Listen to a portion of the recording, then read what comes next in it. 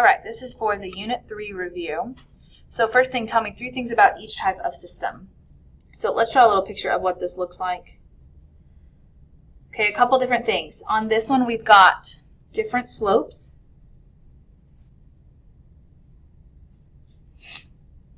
They intersect at one point. And because they intersect at one point, that is the one solution. Number 2, consistent and dependent. That's the exact same line. Okay, so we'll use that as one. Same line. They intersect in an infinite number of points. And because of that, there's infinite solutions. And number 3, inconsistent, is parallel lines. So that would be same slopes. They never touch or never intersect. And since they never intersect, there's no solution. Okay, number 4, classify each system and determine the number of solutions. So in order to classify, remember, we need everything in y equals mx plus b form. So I'm going to take this one, subtract over 2x, and divide by that negative, so 2x minus 5.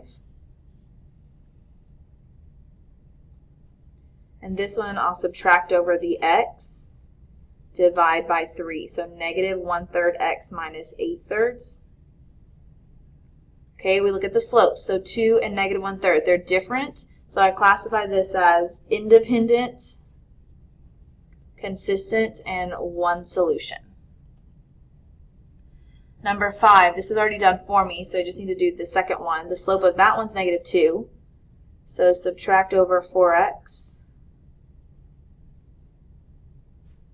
So look at the slopes. They have the same slope, so I have to go to the y-intercept. They're different. So same slopes, different y-intercept is inconsistent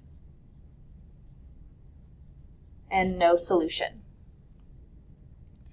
Number 6, let's subtract over the 6x. So y equals 3x minus 5, so the slope is 3. And let's look at this one. Subtract over the 3x, divide by negative. Slope is the same and the y-intercept is the same. So this would be consistent and dependent, and it has an infinite number of solutions. Remember, we could also write that as xy in our set builder notation and then put the equation. Okay, number 7, solve by graphing. So in order to solve by graphing, I have to get y by itself. So let's do the first equation. So y equals 1/2 x minus 3. So start at negative 3, up 1 over 2.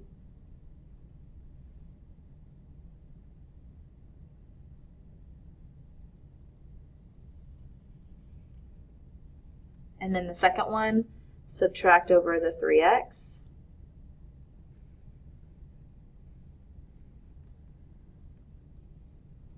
And down 3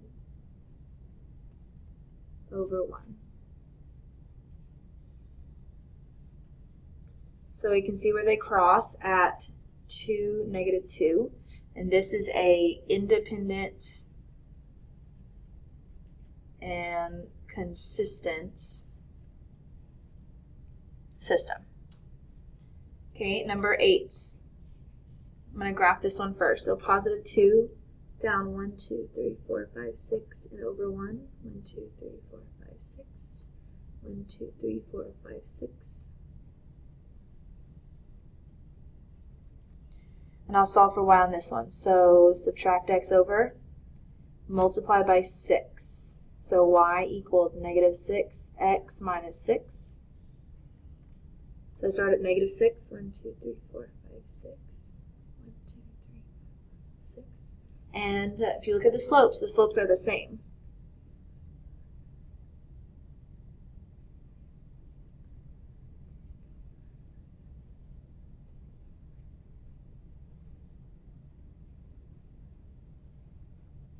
So because they're the same, there's no solution. And we call that an inconsistent system.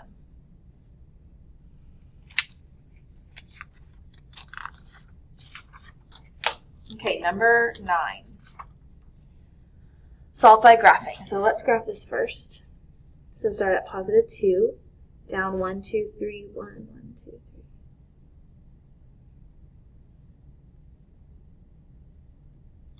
Okay, it's a dashed line.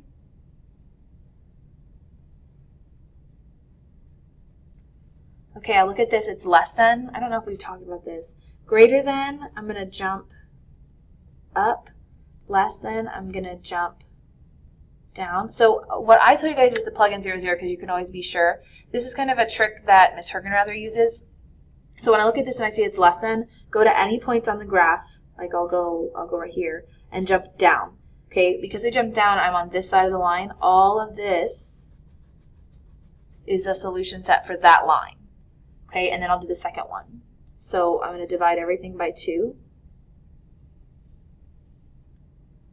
And let's graph that. 1, 2, 3, 4, 5. Up 1, 2, 3, 1, 1, 2, 3, 1, 1, 2, 3. And that's also dashed.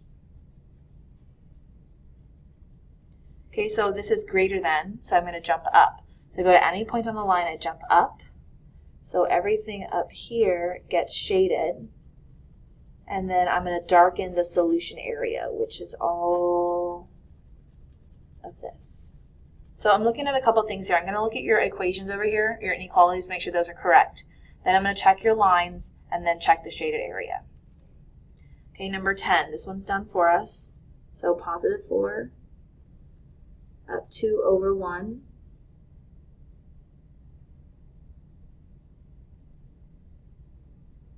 And that's a solid line. So it's greater than, so I jump up. So anywhere on the line and jump up. So all of this is shaded. Okay, and then this one I need to solve for y. So subtract over 2x. Divide by negative means I flip the sign. So now I start at negative 5. Up 2 over 1. Hopefully you notice the slopes are the same. Also a solid line. This one's a less than, so go anywhere on the line, jump down. So this is where I shade. So since the two shaded areas don't cross anywhere, this is no solution.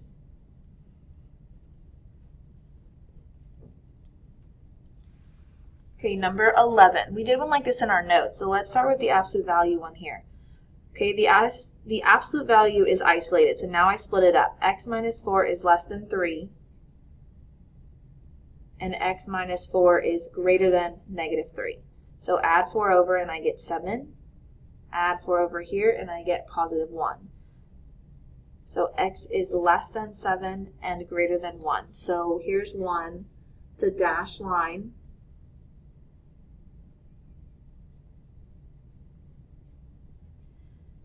And then 7, 2, 3, 4, 5, 6, 7, also dashed.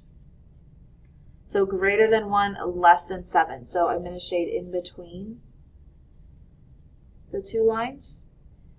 And then I'll do the second one. I'm going to get y by itself over here, so I have space.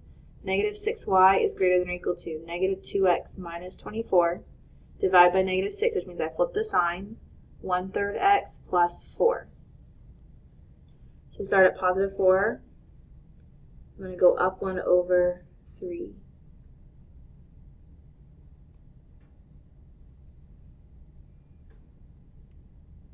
And that's a solid line. It's a less than, so I jump down. So I go anywhere on the line, jump down.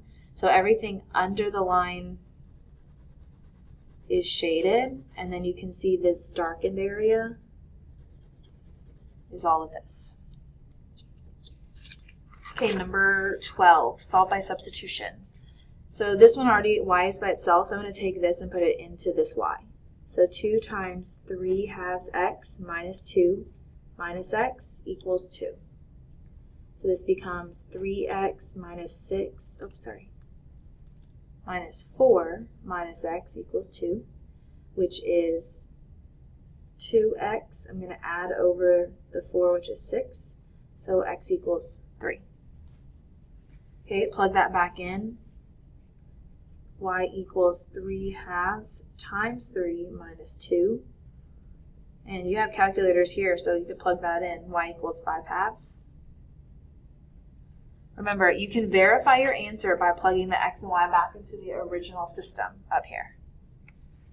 Okay, number 13. I'm going to solve this one for y, which means I need to divide by that negative. So it becomes negative x plus 12 equals y. So I'm going to take this whole thing and put it into this y right here. So I have 4x minus, and then in parentheses, negative x plus 12 equals 3. So 4x plus x minus 12 becomes 5x. I'm going to add over the 12, which is 15. Divide by 5, so x is 3. And I'm going to plug that in to this one right here. So negative 3 plus 12 equals 9, equals y, which means y equals 9. So 3 comma 9.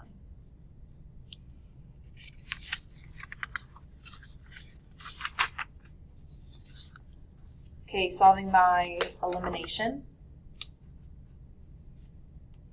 Number 14. So when I look at this, I see an x and an x. I'm going to multiply this one by a negative 1.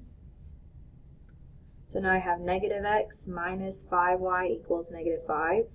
And this one stays the same. So then I add going down. These are gone. So I have 5y equals negative 15. Y equals negative 3. And plug that back into one of the originals. I'm going to go to the first one. So x plus 5 times negative 3 equals 5. Oops. X minus 15 equals 5. So x equals 20. So my answer is 20, negative 3. Okay, number 15. Ooh, a fraction 1. I'm going to go ahead and get rid of the fractions first. I'm going to multiply it by 2. So that's going to give me 5x plus 2y equals 7. And then underneath that, I've got the same equation. That way I just eliminate fractions. So here I see a 2y and a negative 4y. I'm going to multiply this one by a 2 to give me that 4y right here. Okay, so underneath here, I have 10x plus 4y equals 7. 2x minus 4y equals 10. So that's gone. So 12x equals 17. Oh, I did something wrong there. Hang on. I found it. I didn't multiply the 2 by the 7. So be careful there because I did it too. So that's a 14, which makes this a 24. So x equals 2. Okay, I'm going to go back to this equation right here and plug it in. So 2 times 2 minus 4y. Negative 4y equals 6. So y equals 3 over negative 2. So 2 comma negative 3 over 2. Number 16, use Cramer's rule to solve the system of equations. Again, I'm going to go ahead and eliminate the fractions here. So I'm going to multiply this by 2. So this becomes x plus 3y equals negative 2. And I'm going to multiply this one by a 4. X plus 4y equals negative 4. All right, so Cramer's rule, x equals. So remember, I want to list my x's here. So my x's are just 1 and 1. So I have 1, 1, 1, 1, and then I list my y's, 3, 4, 3, 4. Remember, here I'm solving for x, so I'm going to replace these ones with the constants. Negative 2, negative 4. So find the determinant. Determinant is this one multiplied and then subtract this one. So 4 over 1, which is just 4. And the y, same thing. I can go 1, 1, 1, 1, 3, 4, 3, 4. And then since I'm solving for y, I'm going to replace this 3 and 4 with negative 2 and negative 4. Find the determinant, which should be negative 2 over 1, which is negative 2. So my answer is 4, negative 2.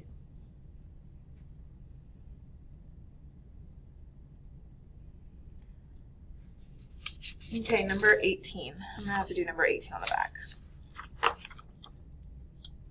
Okay, so number 18, I'm going to label this A, B, and C. And I'm just going to pick, you want to pick two equations that you want to pick the variables. So I'm going to keep X and Y. So I'm going to take A and B. 2X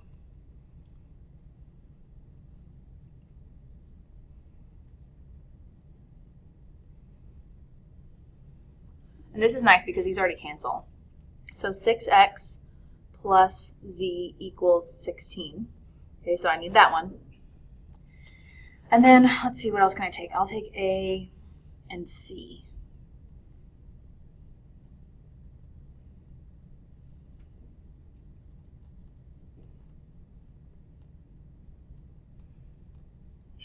Okay, so I want to get rid of the y's again, so I need to multiply this one by a 2. So I'll rewrite that right here.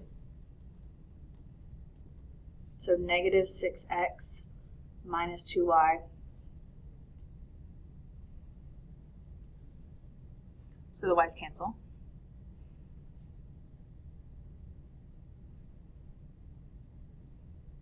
Okay, so there's my two equations now. I can put those together and do just regular elimination.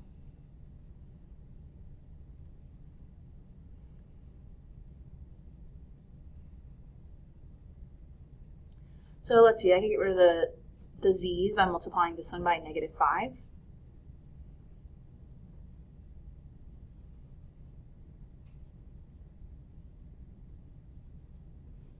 So the z's cancel. And divide by negative 34, I get x equals 3. You can plug that back into any of them. I'm going to go to this one right here, so 6 times 3 plus z equals 16, so z equals negative 2. And then I'll go back into just the very first one and find the y. If you're still having trouble with this, go back to the day we did this lesson and try some of those and see if that helps you out. Y equals 4. Oh, sorry. There you go. So 3, 4, and negative 2.